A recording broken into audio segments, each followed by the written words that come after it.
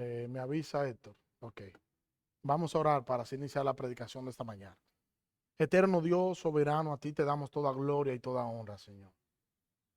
Gracias por tus bondades, por tus muchas misericordias. Gracias por Cristo, gracias por la cruz. Gracias, Señor. Gracias porque nos amaste, Señor, en Cristo y nos salvaste en Él, escogiéndonos en Cristo en el pasado eterno. Gracias, Señor. Ayúdanos a que nosotros podamos entender esto, a que nosotros podamos entender que tu amor nos ha salvado y que esa compasión que tú has tenido para con nosotros, que nosotros podamos tenerla el uno para con el otro. Que tu nombre sea exaltado y que tu nombre sea glorificado a través de la exposición bíblica. Que podamos ver a Cristo a través de ella. En el nombre de Jesús. Amén. Vamos a leer en la carta a los Efesios, capítulo 2. Vamos a leer el versículo 4 y el versículo 5. Efesios capítulo 2, versículo 4 y versículo 5, y dice así el texto.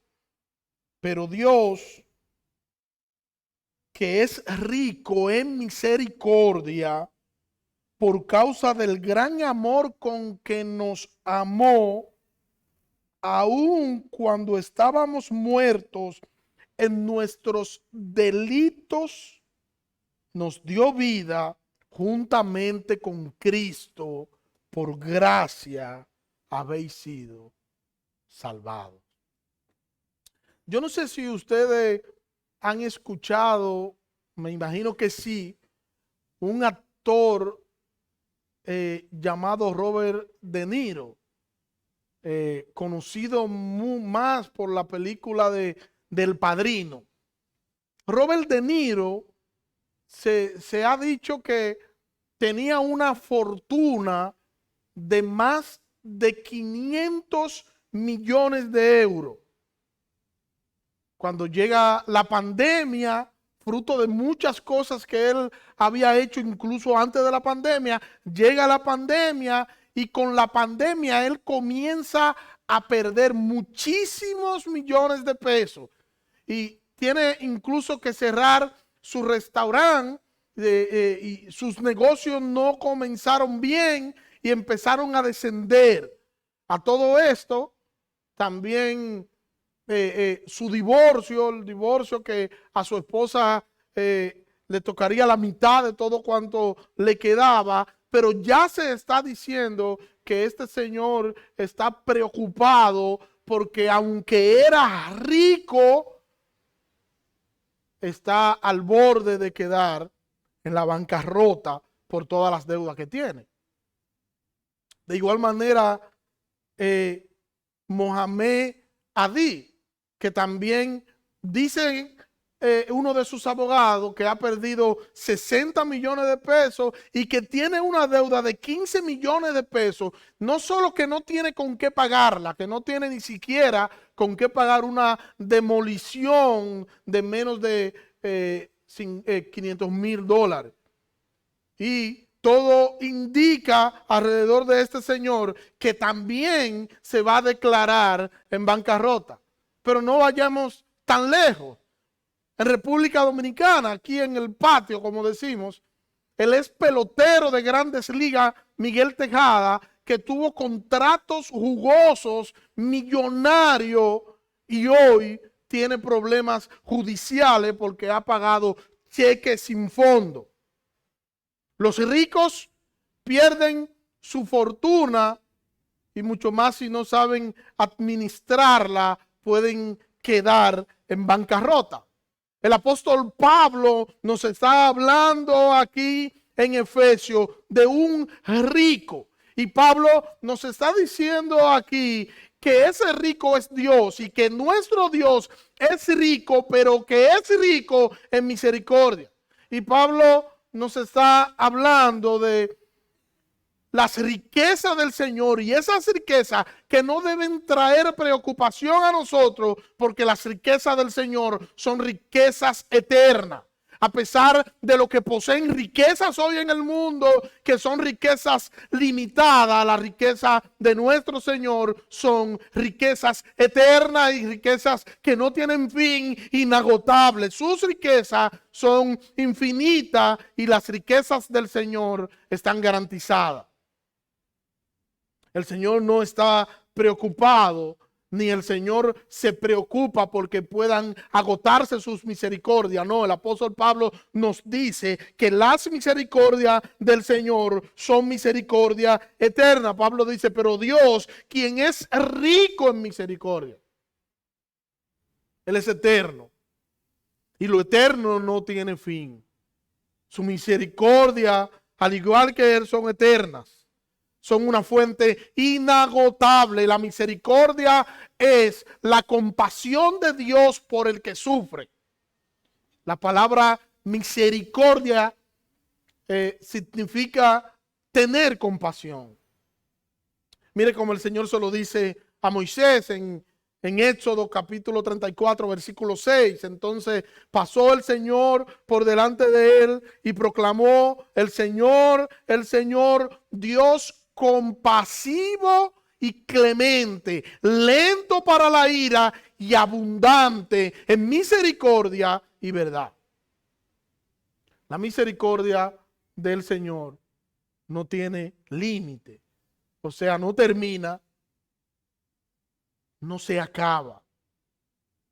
Usted puede estar en una fila comprando cualquier cosa o recibiendo cualquier producto, y existe la posibilidad de que cuando usted llegue o cuando llegue su turno le diga ya se terminó lo que había o lo que se estaba dando, lo que se estaba vendiendo. En Dios eso no pasa, porque Dios, nuestro Señor, es rico en misericordia, y las riquezas del Señor no son como las riquezas de los hombres, que tienen límites y que pueden ser afectadas por cualquier cosa. Las riquezas del Señor no son así. Las riquezas del Señor, reitero, son riquezas eternas, no tienen comparación y tampoco tienen medida. Esas son las riquezas del Señor, y eso dice mucho de nuestro Señor. Dice que nuestro Dios, dice Pablo, es rico en misericordia, y eso dice de quién es y cómo es nuestro Dios. Y nos dice que como Él es rico en misericordia, es Él quien toma la iniciativa para la salvación.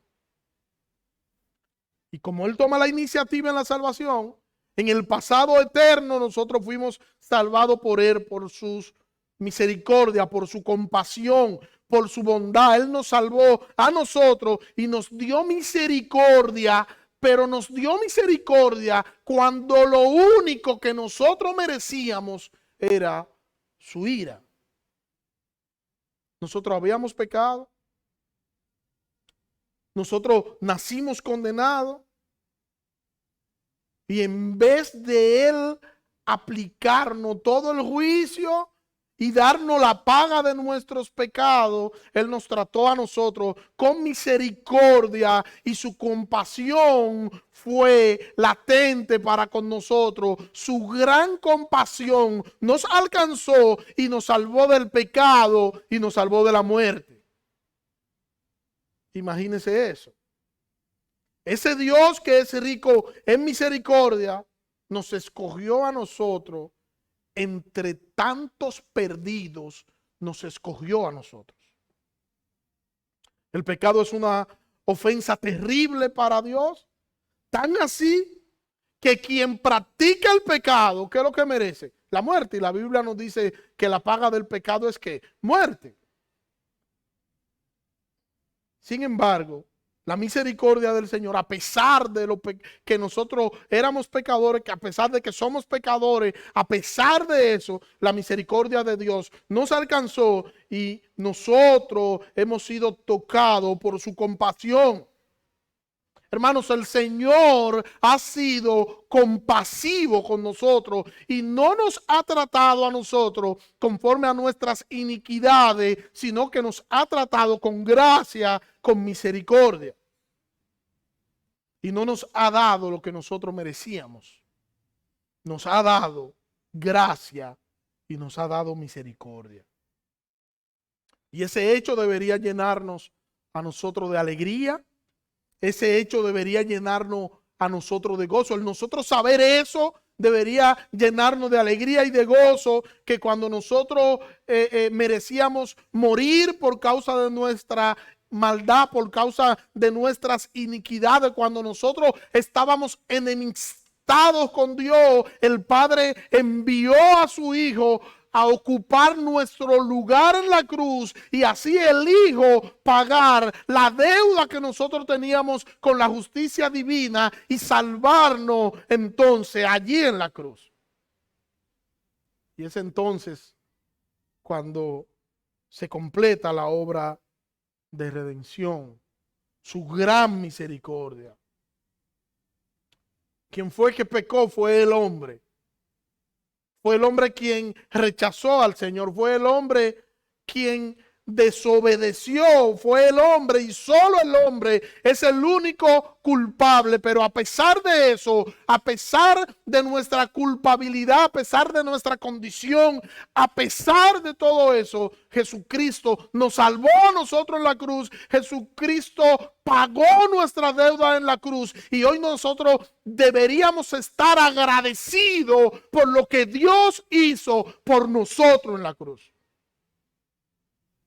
Mira el texto de Efesios, desde el versículo 1, donde leímos ahí en el capítulo 2, y dice desde el versículo 1, y Él os dio vida a vosotros, que estabais muertos en vuestros delitos y pecados, en los cuales anduvisteis en otro tiempo, según la corriente de este mundo, conforme al príncipe de la potestad del aire, el espíritu que ahora opera en los hijos de desobediencia, entre los cuales también todos nosotros en otro tiempo vivíamos en las pasiones de nuestra carne, satisfaciendo los deseos de la carne y de la mente, y éramos por naturaleza hijos de ira, lo mismo que los demás. Pero Dios, que es rico en misericordia, por causa del gran amor con que nos amó, aun cuando nosotros estábamos muertos en nuestros delitos, Él nos dio vida juntamente con Cristo. Por gracia somos salvos.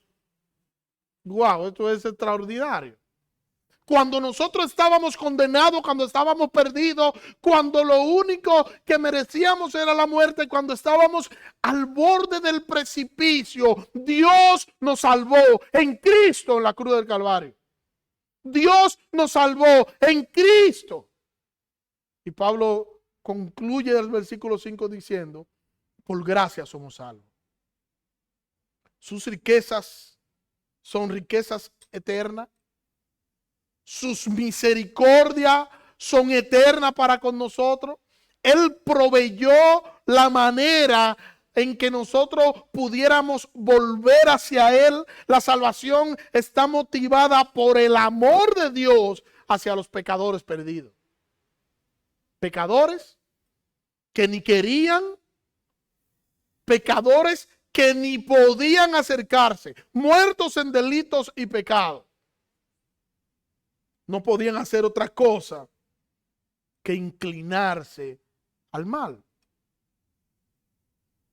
Amábamos el pecado. Nos deleitábamos en él. Esa era la condición. Esa es la condición que el apóstol Pablo describe en los primeros versículos bíblicos. Desagradábamos a Dios, no amábamos a Dios. Siendo aún así nosotros malos,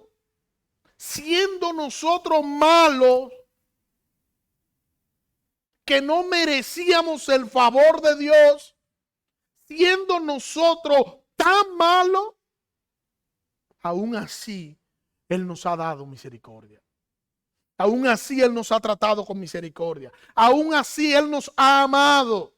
Y eso, hermano, debe llevarnos a nosotros a reflexionar. debe llevarnos a nosotros a reflexionar porque el Padre nos ha amado y ese amor debería reflejarse en nosotros. Ese amor debería verse en nosotros. Ese amor debería afectar no solo mi vida, sino la vida de nuestros hermanos en la fe. Nosotros deberíamos tratarnos con amor. Como el Señor nos trató a nosotros, a pesar de cómo éramos nosotros, que no éramos buenos. Entonces, no, espérese, porque es que fulano hacía tal cosa y yo no soy tan malo como fulano de tal. Todos estábamos en el mismo camino, rumbo al precipicio, rumbo al infierno. Todos estábamos condenados, todos siendo malos, todos separados de Dios.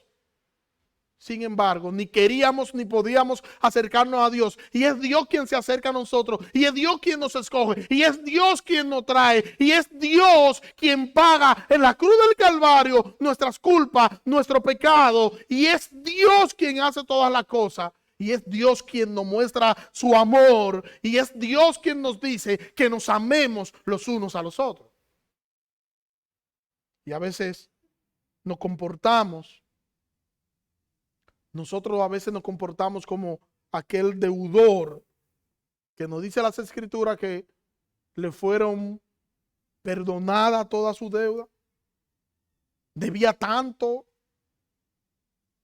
que le era imposible pagarlo.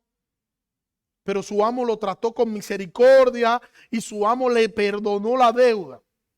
Y ese hombre, a pesar de que le fue perdonada su deuda, no pudo perdonar a un consiervo que le debía una cantidad inferior. Mírelo de esta manera. Es como que yo le deba a usted 1.000 millones de euros. Pero esa cantidad se me perdona a mí, no tiene que pagarme nada, está perdonada.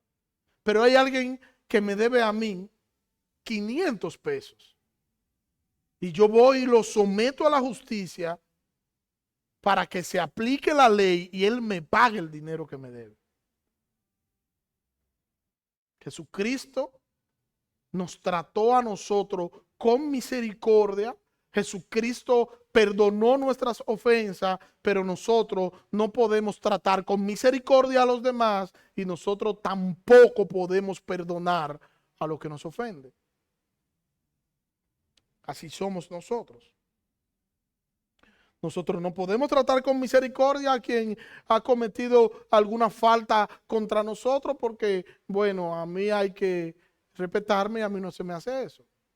Criticamos, ofendemos al que nos ha ofendido, respondemos con la misma energía y al final terminamos haciéndonos la víctima. ¿Quiénes hacen eso? Todos nosotros. Cuando nosotros deberíamos tratar a alguien con misericordia, entonces lo que hacemos es que nos comportamos como tiranos y nos enfocamos en nosotros, nos enfocamos en nuestras emociones y olvidamos que el centro de lo que somos es Cristo y que deberíamos apuntar a Cristo, a su gloria, a vivir, a ser y relacionarnos para la gloria de Dios. Que nosotros deberíamos mirar al Señor. Mirarlo a Él y no mirarnos a nosotros. Que nosotros deberíamos amar como Él nos amó a nosotros. No amar al otro como nosotros quisiéramos que el otro nos amara. No, el estándar de esto no somos nosotros, es el Señor. Que nosotros deberíamos aplicar la compasión que el Señor nos aplicó a nosotros. Pero en muchas ocasiones no queremos tratar a los demás con compasión, porque no se trata de que yo lo trate a él con compasión, sino de que me traten a mí con compasión. Y yo quiero que a mí se me trate con compasión, que a mí se me considere, que a mí se me chancee, pero cuando yo tengo que considerar, cuando yo tengo que chancear, cuando yo debería chancear a otro, entonces yo no lo hago. ¿Quiénes son así? Todos nosotros somos así. Somos los que criticamos a los fariseos porque estaban centrados en ellos, se comportaban como tiranos, Y las escrituras tenían que favorecerle a ellos que la enseñaban, pero nosotros somos igual que ellos. Igual y en ocasiones peores. Queremos que se piense de nosotros bien, pero nosotros no pensamos bien de nadie. Solo nuestros intereses y tomamos excusa y más excusa para nosotros reaccionar y comportarnos de una manera impía, porque nosotros no hemos entendido quién es el modelo. El modelo no somos nosotros, el modelo no son esos sabios que nos presenta el mundo, el modelo no son los predicadores, el modelo no son los pastores, el modelo no son los diáconos, el modelo es Jesucristo, y es a Jesucristo a quien nosotros deberíamos imitar. Cristo debería ser nuestro modelo y a quien nosotros imitemos. Es a Él y solo a Él debería ser Jesucristo nuestro modelo. Pero muchas veces queremos razonar y desde que empezamos nosotros a razonar ya las cosas empiezan a verse mal. Y a veces razonamos y a veces decimos, bueno, mira, yo me comporto así con él porque él me trató de tal o de cual manera. Razonamos el pecado. Y cuando a nuestro Salvador lo clavaron en la cruz, ¿cuáles fueron sus palabras? Padre, perdónalos porque no saben lo que hacen. Nosotros, sin embargo, si pudiéramos aplastar, lo haríamos. Si pudiéramos aplicar todo el peso de la ley, lo haríamos. ¿Recuerdan a aquellos discípulos? Señor, ¿qué hacemos? Oramos para que descienda fuego del cielo y lo consuma todo. Y el Señor lo manda a calmarse y le dice, ustedes no saben de qué espíritu ustedes son. Porque nosotros somos así. Queremos incendiar todas las cosas, siempre y cuando eso favorezca nuestra imagen. Y olvidamos que debemos practicar la compasión, que debemos ser compasivos. Pero la idea no es que yo exija que sean compasivos conmigo, es que yo procure ser compasivo con los demás. Que cuando tu hermano merezca un empujón, tú le puedas dar un abrazo. Yo no estoy diciendo que tú no vas a reaccionar mal, que no vamos a reaccionar mal ante distintas situaciones. Sí, vamos a reaccionar mal, pero el problema es no quedarnos en la reacción que tengamos, sino que nosotros podamos arreglar lo que pueda surgir en torno a una mala reacción de nosotros y que podamos entender que debemos tratarnos con amor y que debemos ser misericordiosos y que en cuanto dependa de nosotros deberíamos aportar todo lo necesario para nosotros estar en paz con todos los hombres. Por eso cuando él merezca un empujón, reitero, abrázalo. Cuando merezca un boche, darle una palabra de aliento.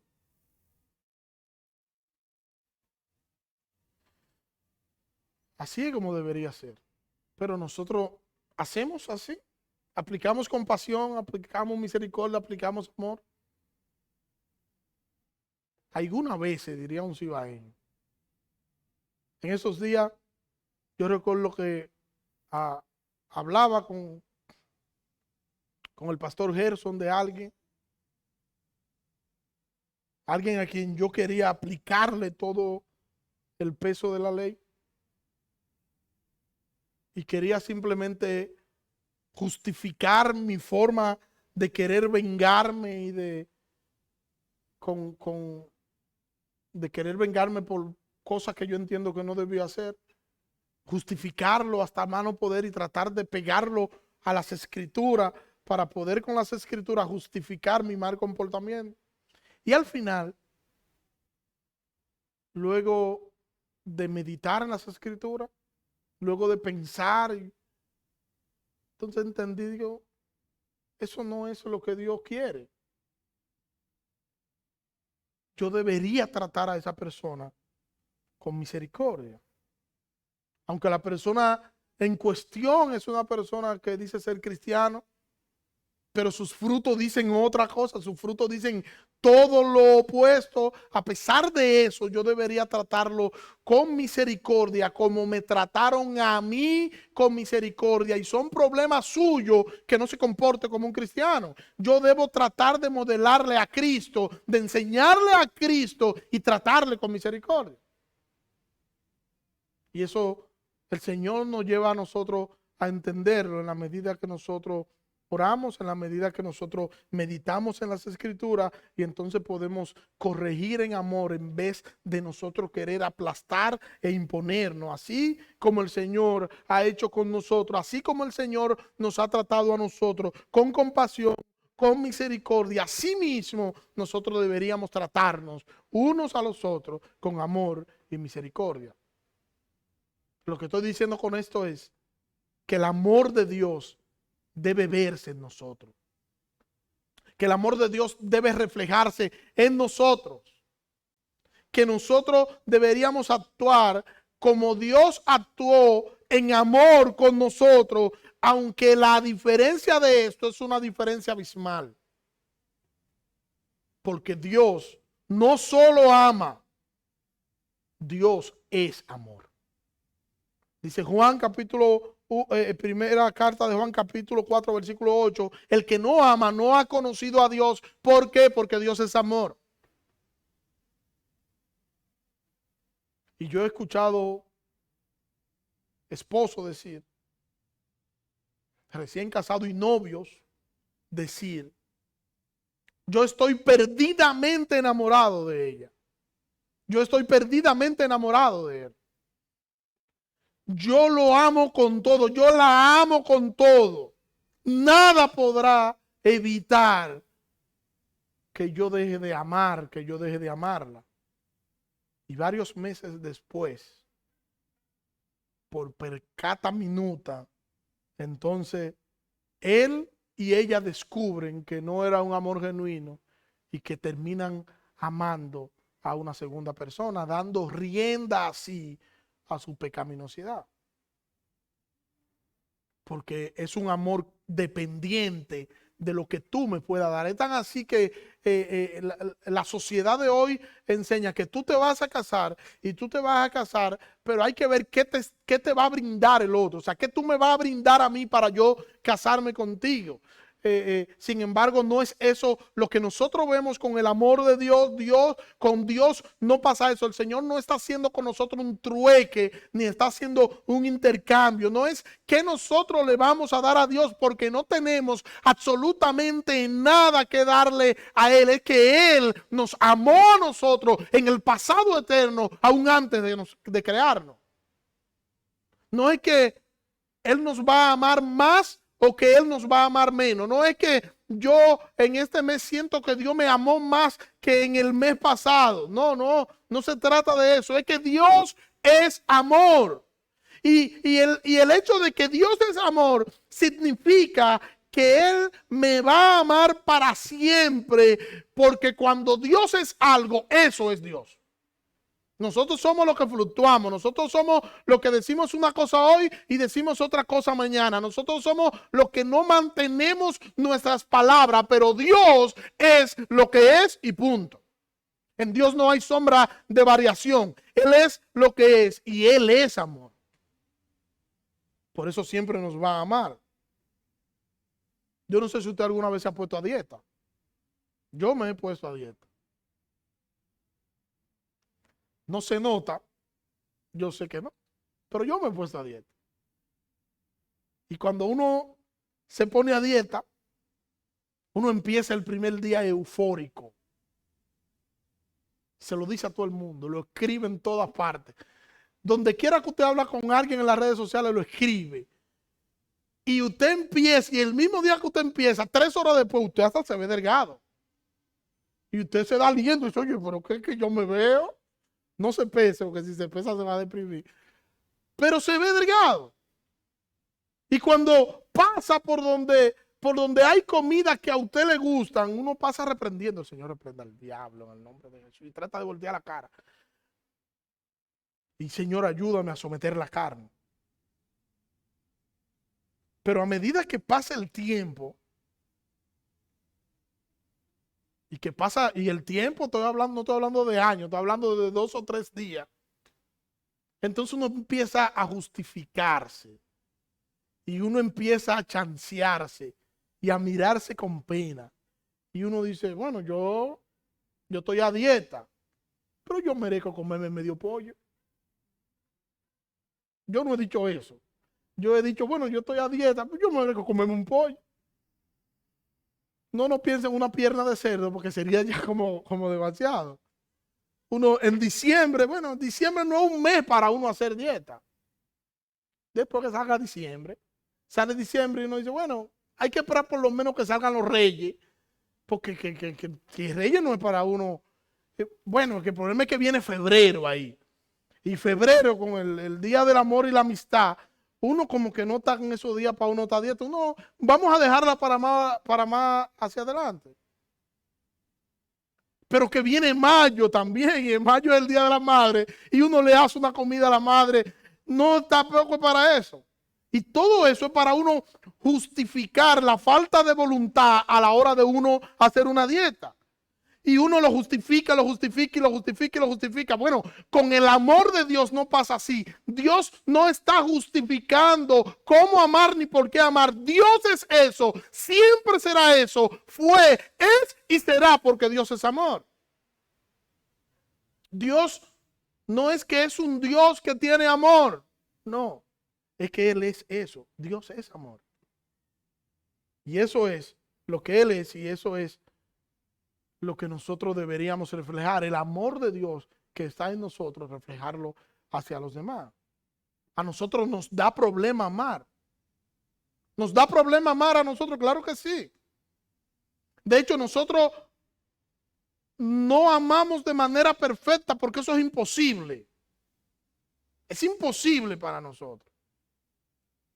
Esposa, escuchen eso. Es imposible para nosotros amar de manera perfecta porque no somos perfectos. Somos imperfectos. Ahora sí podemos amar de manera sincera con todas nuestras imperfecciones y con todas nuestras limitaciones. Porque eso, reitero, es lo que nosotros somos, imperfectos. Dios es el único ser que es perfecto en sí mismo y el amor de Dios es un amor perfecto y es un amor que no cambia, que no tiene variación porque Dios no cambia y como Él no cambia, su carácter tampoco puede cambiar. El amor de Dios no puede menguar. Dios no tiene límite. Nosotros tenemos problemas con cumplir metas. Y yo no sé si a usted le pasa igual que a mí. Quizás no, pero cuando uno se pone a evaluar las cosas que uno se propone hacer, a veces yo opto por no hacerlo, porque uno lo que termina con depresión. Porque a veces uno dice que va a hacer una cosa y no la hace. A veces no tenemos la voluntad para nosotros hacer cosas que decimos a primer año que vamos a hacer y no tenemos la voluntad suficiente como para hacerla. Con Dios no pasa eso. Dios es lo que es y Dios hace lo que dice y Dios hace lo que promete. Pero nosotros podemos cultivar el amor entre nosotros. Podemos cultivarlo. Usted trata bien a alguien y esa persona lo va a tratar bien a usted y le va a manifestar su cariño, su amor. Usted trata bien a su esposa y es posible que en la noche usted tenga una noche de avivamiento y gozo. Nosotros podemos ser influenciados por la forma en la que los demás nos tratan. Y reaccionamos por esa influencia de cómo el otro me trata. Y a veces amamos en base a eso, en base a cómo el otro me trata. Y amamos a quien nos trata bien. Y amamos a quien nosotros entendemos que merece nuestro amor porque nos ha correspondido. Nosotros no merecíamos el amor de Dios. Y aún así Dios nos amó. Cuando nosotros pecamos, cuando nosotros fallamos a Dios, Él no nos ama menos. No es que Dios dice, mira, cometió un error, bájale 5 rayitas que lo voy a amar 4 ahora. No, Dios nos sigue amando a nosotros igual. Y mírelo de esta forma. Los que tienen hijos saben que los hijos a veces se portan mal. Los que no tienen hijos, ellos fueron hijos también. Y a veces los hijos hacen algo que merecen corrección. Y no, cuando digo corrección, no es solo que merecen sentarse a hablar con ellos, sino que tú cojas una vara y lo suene. Ahora, significa que cuando un padre corrige al hijo con una vara, con una correa, como usted considere, significa que deja de amarlo porque lo corrige. Todo lo contrario, la Biblia dice que el padre al hijo que ama, ¿qué hace? Lo disciplina. Pero hay quienes dicen, eso no lo digo yo, hay quienes dicen que las madres aman a los hijos que más le dan carpeta. De hecho, escuché a alguien decir la semana pasada, ¿tú quieres que tu mamá te ame? Diciéndole a un auditorio. Bueno, si tú quieres que tu mamá te ame, solo tienes que portarte mal. Porque las madres se inclinan por los hijos que más carpeta le dan. Y eso lo decía para significar que a pesar de lo que haga un hijo, la madre lo va a amar por igual. Eso era lo que simplemente quería decir. Pero usted ha escuchado noticias, yo sé que sí, de madres diciendo, no, mi hijo es ladrón, pero mi hijo no vende esto. ¿Usted no lo ha escuchado? Mi hijo roba motor, pero mi hijo no hace tal cosa, él no merece estar preso. La madre tratando de justificar que su hijo debe estar suelto. El amor de las madres, a pesar de todo lo que podamos decir, es un amor imperfecto y es un amor incompleto. Es un amor que muchas veces tiende a ser dañino en muchos casos. Ahora, cuando nosotros vamos al amor de Dios, el amor de Dios es un amor completo, es un amor genuino, es un amor incondicional y es un amor que no está influenciado por nada que nosotros podamos hacer. No hay nada que nosotros podamos hacer, ni para bien ni para mal, que pueda influenciar el amor de Dios. Dios nos amó en Cristo en el pasado eterno. Nos amó. Dios nos salvó. Eso está en pasado, eso no está en presente ni en futuro. No nos va a amar, no nos va a salvar. Ya Dios lo hizo porque Dios tiene un amor perfecto. O sea, yo no puedo decir entonces, bueno, yo voy a orar para que Dios me ame más. Yo no puedo decir eso. Yo no puedo tampoco decir, cuando nosotros estemos en el culto, yo voy a subir la voz y voy a cantar a todo pulmón para que esto sea una muestra de amor y así Dios me ame más. No, nada que ver. Nuestro deber es orar, nuestro deber es orar en todo tiempo, como dice las Escrituras. Nuestro deber es alabar a nuestro Dios, eso es verdad.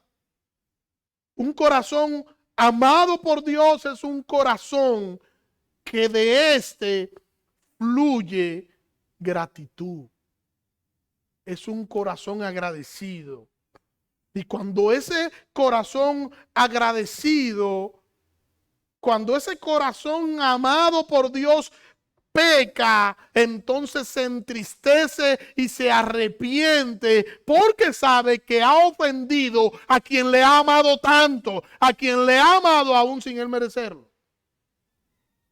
Nosotros no podemos hacer que el amor de Dios pueda variar, no podemos conseguir eso.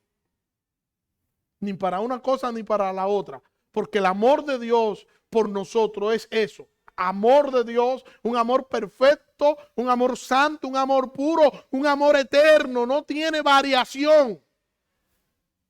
Porque el amor de Dios para con nosotros no está basado en nosotros, sino que está basado en Dios. Dios me ama por amor a Dios. Dios me ama por amor a Dios mismo. O sea, la razón por la que Dios nos ama a nosotros, esa razón está en Dios y no en nosotros. No existe cosa alguna que podamos hacer que pueda hacernos merecedor de ese amor. Y no hay nada que yo pueda hacer que haga que Dios me ame menos de lo que ya Él dijo que me ama.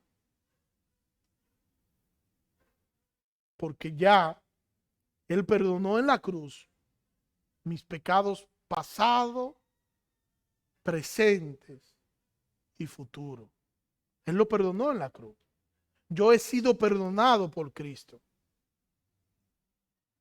Y Él pagó mi deuda en la cruz.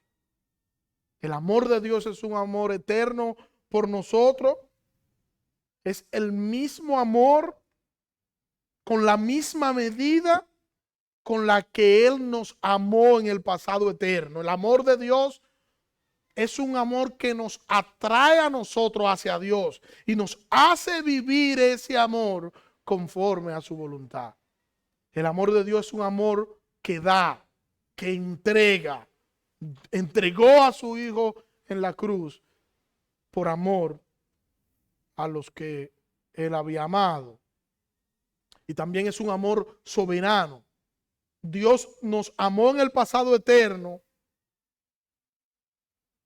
nos amó a nosotros, pero hay a otros a quienes Él no amó. Y pensar en eso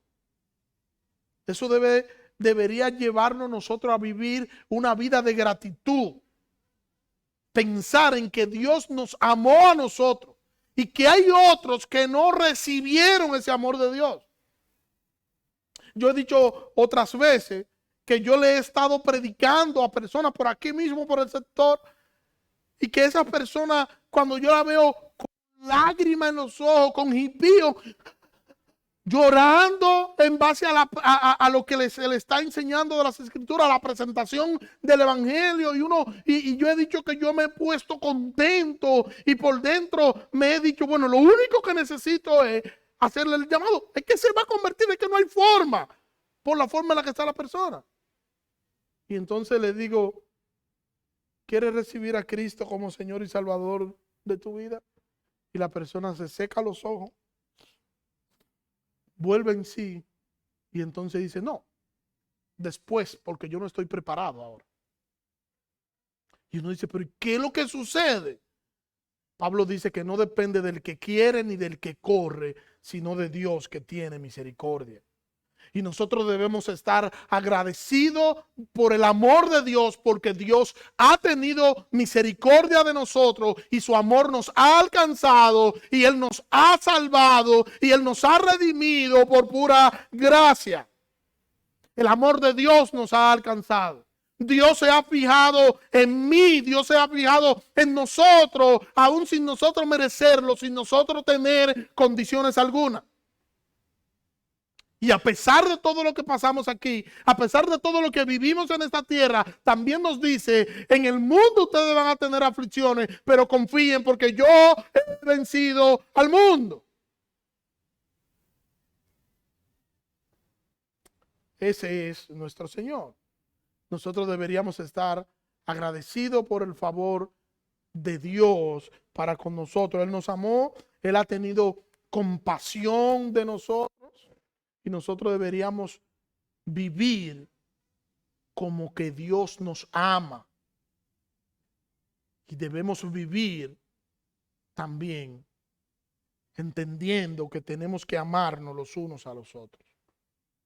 Y que tenemos que actuar con misericordia. Pero Dios, que es rico en misericordia, por causa del gran amor con que nos amó, aún estando nosotros muertos en nuestros delitos, nos dio vida juntamente con Cristo. Por gracia soy salvo. Fue su gracia la que nos salvó y su gracia nos salvó porque nosotros no teníamos méritos alguno. Él nos ha salvado por su compasión. Todos estábamos perdidos.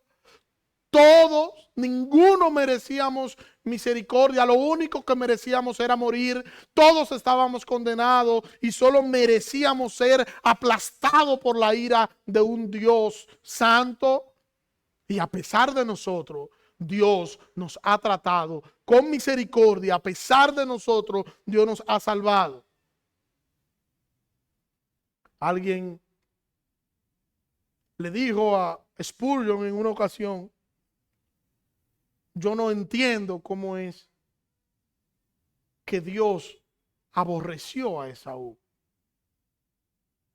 Y Spurgeon le contestó: yo entiendo por qué Dios aborreció a Esaú. Lo que yo no entiendo es por qué amó a Jacob. Porque lo asombroso es que Dios nos ame a nosotros. Porque no tenemos condición alguna para que Dios nos amara. Dios nos ha amado y eso debería ser un motivo de gozo y eso debería ser un motivo de alegría. Él nos amó y Él tiene cuidado de nosotros. Ahora nosotros deberíamos andar por la vida con esta verdad latente y amándonos los unos a los otros, aplicando misericordia los unos para con nosotros y siendo compasivos los unos para con los otros. Que el Señor nos ayude a que nosotros podamos hacer así y siendo así, vivir para su gloria. Oremos. Señor, gracias. Gracias por tu palabra, Dios. Te pido nos ayude a que nosotros podamos